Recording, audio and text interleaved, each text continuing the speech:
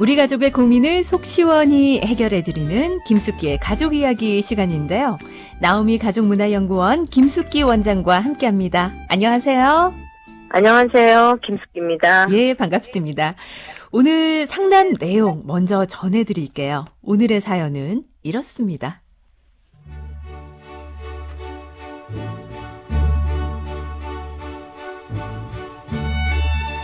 얼마 전 시댁에서 김장을 하고 몸살이 났습니다. 음식을 했다 하면 너무 많이 하는 시어머니 때문에 김장을 200폭이나 했네요. 명절 때도 어찌나 음식을 많이 하시는지 저는 명절 때면 부엌에서 하루 종일 음식하느라 화장실도 제대로 다녀올 수 없을 정도입니다. 그런데 더 얄미운 건 동서입니다.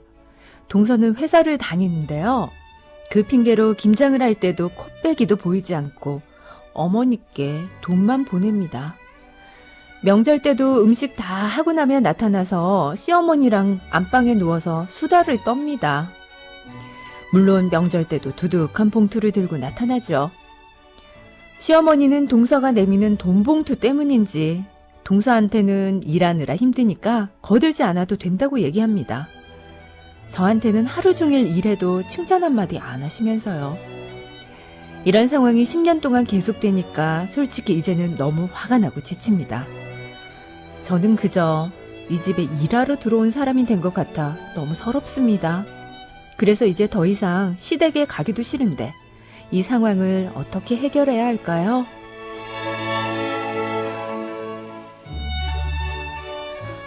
동서와 비교당하고 차별당하는 이 사연에 공감하는 분 꽤 계실 것 같습니다.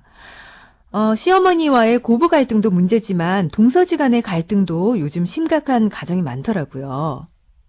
지금 여기 사연에서도 이제 들어서 아시겠지만 그동안 최선을 다했거든요. 그렇죠. 예. 그런데 이제 저희가 가끔 가다가 이렇게 가정들을 보면 시댁하고 단절이 되어 있다든지 아니면 남편들이 내 아내가 이상하게 이제 더 이상 시댁을 안 가려고 한다. 어떻게 했으면 좋겠습니까? 뭐 이제 이런 사연들이 꽤 있는데 네네. 사실은 밑바닥에 들여다보면 이제 이런 이분의 이 사연처럼 공평하지 않은 시댁의 어떤 태도라든지 공평하게 또 일을 분담하지 않는 동서의 행동이라든지 이런 거에 대해서 혼자서 가슴앓이를 깊이 하다가 방법이 없어서 이제 다시는 시댁 가기 싫어요. 이제 이분이 얘기하신 것처럼 그렇게 될 확률이 이제 높은 거죠.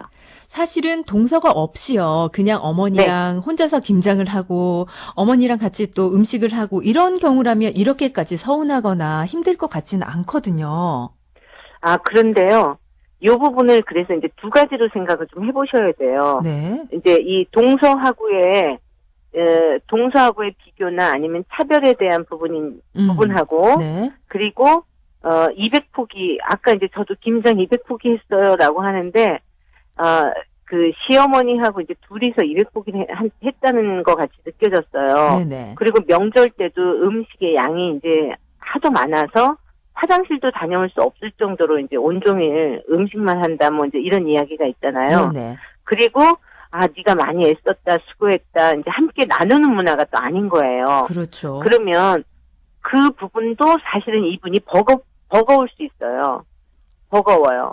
그렇기 때문에 그 부분은 그것도 좀 해결해야 되고 그다음에 이제 동서하고의 이러한 상황도 해결해야 되고 두 가지를 다 살펴보셔야 되는 거죠. 네.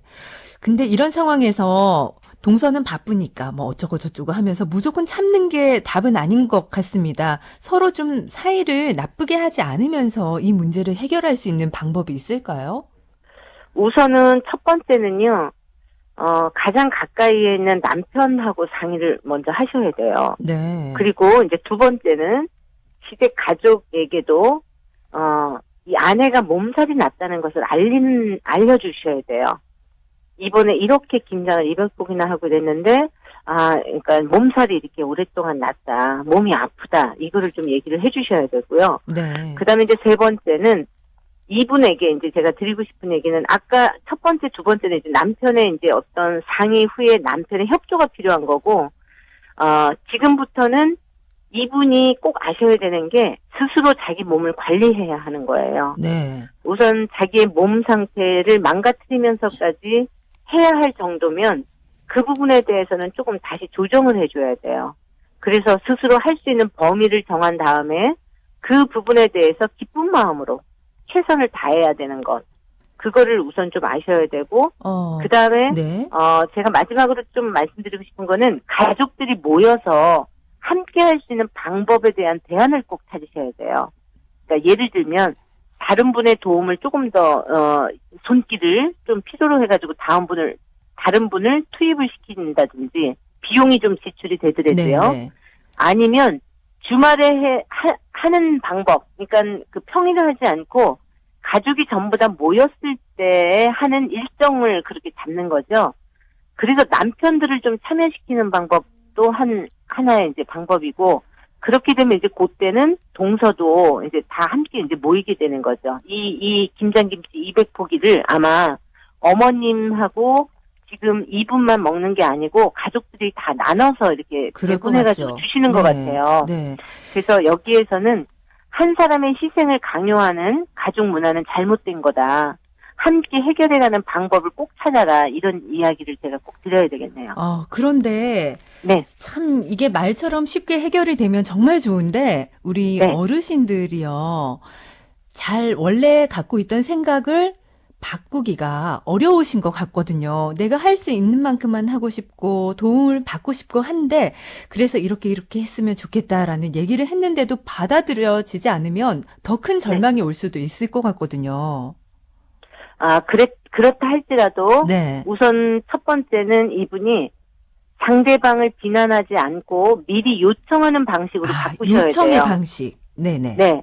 그러니까 늘 지금까지는 참고 있다가 나중에 그거에 대한 원망이 있는 방식을 지금 채택하고 계시단 말이에요. 네네. 10년째. 네. 요거는 방법을 조금 바꾸셔야 되는 거. 그래서 결과가 어떻게 나온다 할지라도, 그러니까 즉 해결이 되지 않는다 할지라도 자신의 의지와 태도는 굽힐 필요가 없는 거죠. 네네. 그거는 그렇군요. 다시 얘기하면 자기 자신의 마음과 몸 상태를 스스로 돌보는 것, 우선적으로 자기의 몸 상태를 확인하는 것, 이 부분은 단호하게 지켜나가셔야 되는 겁니다. 네.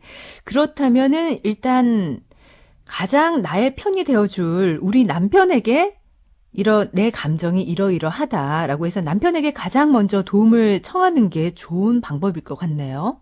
네, 남편은 아마 옆에서 이제 함께 살고 있기 때문에 아내가 밤에 끙끙거리면서 이렇게 이 몸도 좀 아프고 몸살도 나고 그 다음에 마음고생을 하는 것도 지켜보고 있을 알고 거라고 있겠죠. 보거든요. 네네. 그래서 이제 도움을 좀 적극적으로 요청을 하고, 그런데 중요한 거는 자기 자신의 의지나 마음의 정립이 더 우선이에요. 늘 문제가 있을 때마다 타인에게 의존할 수는 없거든요. 그럼요. 그런데 이제 이번은 왜 제가 남편에게 이야기를 하세요, 협조를 구하세요 이렇게 얘기했냐면 남편 가족이기 때문에 그래요. 예. 남편의 가족이기 때문에. 네, 그렇죠. 이제 네네. 결혼을 한 다음에 생긴 가족이거든요.